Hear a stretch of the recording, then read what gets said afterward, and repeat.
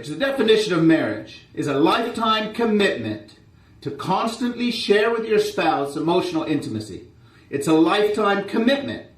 And we know, you see, 1 in 3, 1 in 2 marriages are ending up in divorce. People are not making that commitment. It's kind of crazy when you think about it. 1 in 2, 1 in 3 marriages end up in a divorce. And you pick the person. You pick the person you're going to marry. And it's still 1 in 2 ends up in a divorce.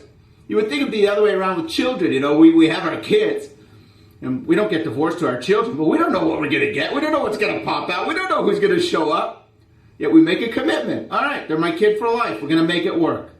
But the person we choose to be married to, we make a commitment to them. Well, I'll commit as long as I'll commit. Yeah, unless it gets too hard. No, in order to succeed, you need a foundation of a marriage, which is the commitments. And I want to give you the 5 tips, what I call the 5 commitments that a person needs to set the foundation for a fantastic marriage. First commitment is that you just have to show up. You got to show up. You can't be absent. You just can't be absent. You got to be there. And when I say be there, I mean on all different levels. First, you got to be there physically.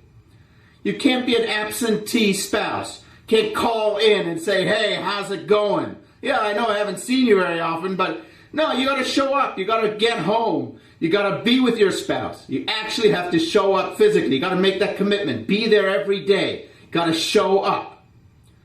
Not only do you have to show up physically, you got to show up emotionally. Marriage is an emotional connection. It's making an emotional connection, getting closer every day. So you got to show up emotionally. Everybody's bringing baggage into their marriage from previous relationships, from their parents, from ideas that they've had. We're all scared. We all need to build trust. And building trust means you show up emotionally. You open yourself up to the spouse. You make the commitment. You're not going to run. You're not going to hide. You're going to open yourself up emotionally. And that takes courage. You're making a commitment to have the courage to emotionally be there for your spouse. And the last part of showing up means that you're showing up for the long haul. You're there. The slightest bit of trouble, boom, you're not going to run for the hills. No, I'm here. I know that my marriage, our relationship is great. Right after we get over this hurdle, this trouble, we work through it, it's going to be great. First commitment, just show up. Second commitment is you have to make a commitment to make daily connections. Daily. A marriage, it's not going to happen by itself. It's just not going to happen by itself. You need to show up. You need to show up. You can't take days off. Every day you have to make a commitment that today I'm going to feel closer to my spouse. Today I'm going to make them feel closer to me. I have something I call the 2-week marriage syndrome. You know what it's like, a 2-week marriage. Well, honey, life is busy with the work and you know what? We haven't really connected. You know what we need to do? We need to go on vacation together. And you go on vacation, you leave the kids, you leave the city, you leave the job, you leave everything behind, and you have 2 weeks of paradise on an island together, at a resort, and you connect and you're intimate and it's fun and you're wow, is this incredible? And then you get home, you go, this is really nice. I feel really close to you, really connected to you. Really great. And then the routine kicks in. And work, and children, and chores. And all of a sudden you look at your spouse and go, wow, 10 months has passed.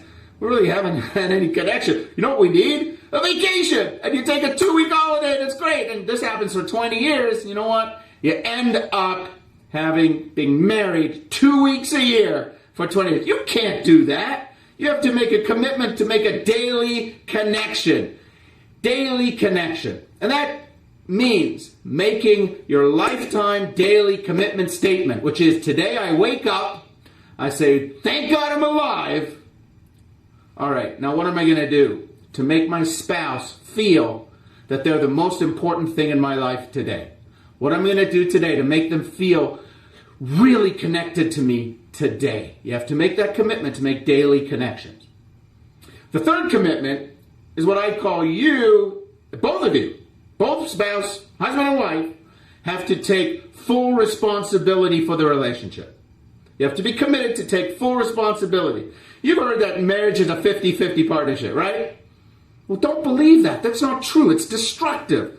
Marriage is not a 50-50 partnership. You know, because if it's a 50-50 partnership, it's just going to lead to resentments.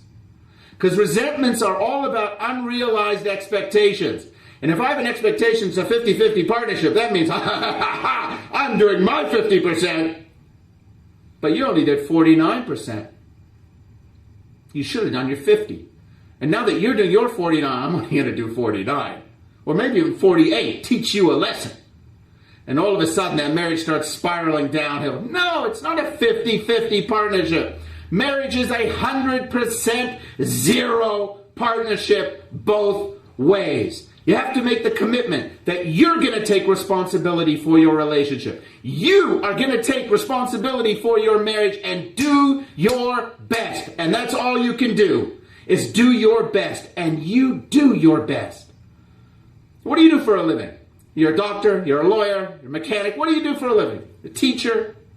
What did you do to become great at your field? What did you do? Well, you had to go to school, 12 years, and then to university for 4 years, and then a specialist for 3 years and 5 years, and you're in school. And now, while you're in school, in your work, you're constantly going to seminars, you're learning about it, you're on the internet, you're getting textbooks, you're constantly doing, furthering your education, and no wonder you're great.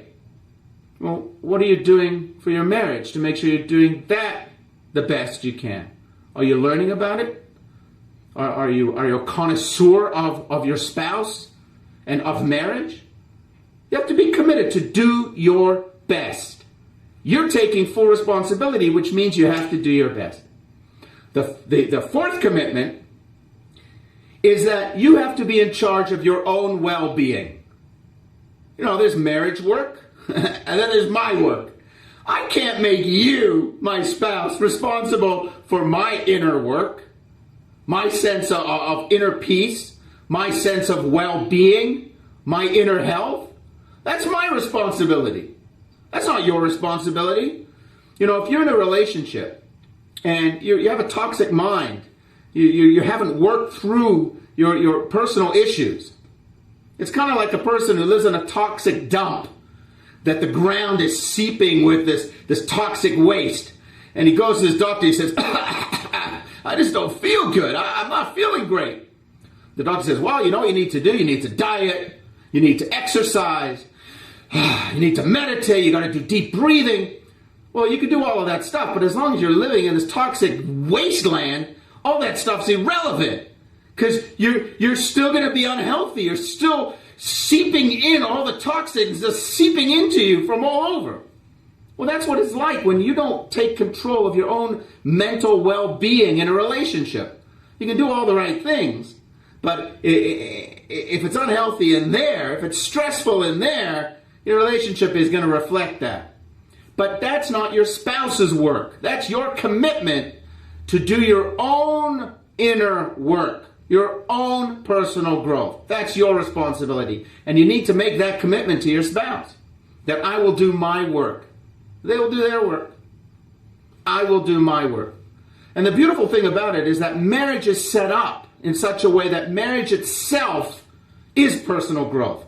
We don't need personal growth to be good at marriage. We need marriage to be good at personal growth. Marriage is where we get challenged in all different areas of our life. We get challenged to be a giver. We get challenged to be honest. We get challenged to be selfless. We get challenged in so many different ways. The marriage itself is the opportunity for personal growth. So that commitment to personal growth is the commitment to marriage. It's beautiful. The fifth and final commitment is that the two of you have to be committed that you and your spouse are going to have shared goals.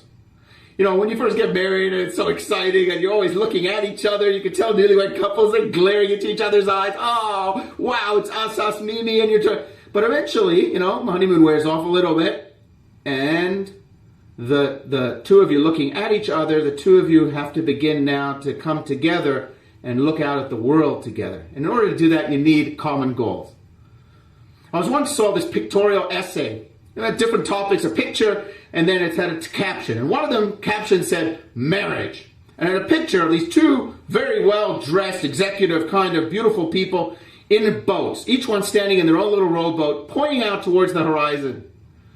And they're pointing and they're holding hands and they're supporting each other. And it's the ocean is a little bit tippy and they're supporting each other. They're pointed in the same direction. Caption said, marriage. Ah, beautiful, right? Right? Wrong. Terrible. That's not marriage. That's not marriage. That's long-term dating. That's what people say, I don't want to really get married. I just want to date like this for the rest of it. No. Marriage begins when you both climb into the same boat. I understand. It's more vulnerable. Two people in one boat. It's a little tippy compared to two boats next to each other. They support each other. But that's marriage. Is the two of you make a commitment to climb into the same boat, even though it's vulnerable, even though it can be scary. Of course we know that.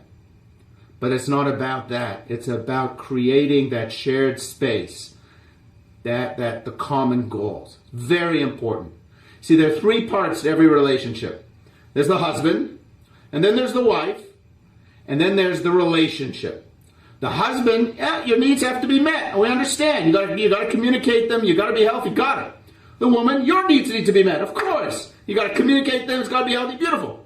But then there's this third thing called a relationship. And the relationship also has needs. The relationship also has a life of its own.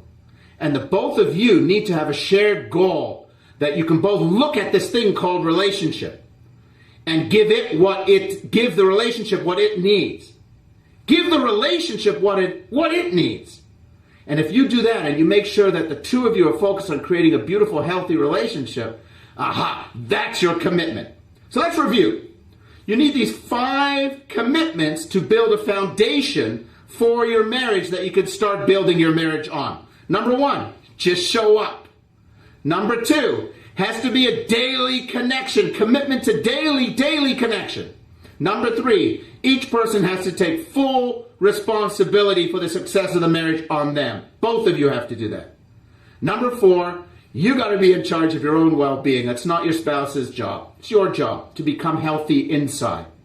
And number 5, have shared goals. The relationship has to be, you have to make a commitment. The relationship has to be bigger than the two individuals. Both of you need shared goals. You do this, you will make that lifetime commitment to grow closer together, to create a loving, fun, intimate, passionate, communicative relationship. Thank you very much.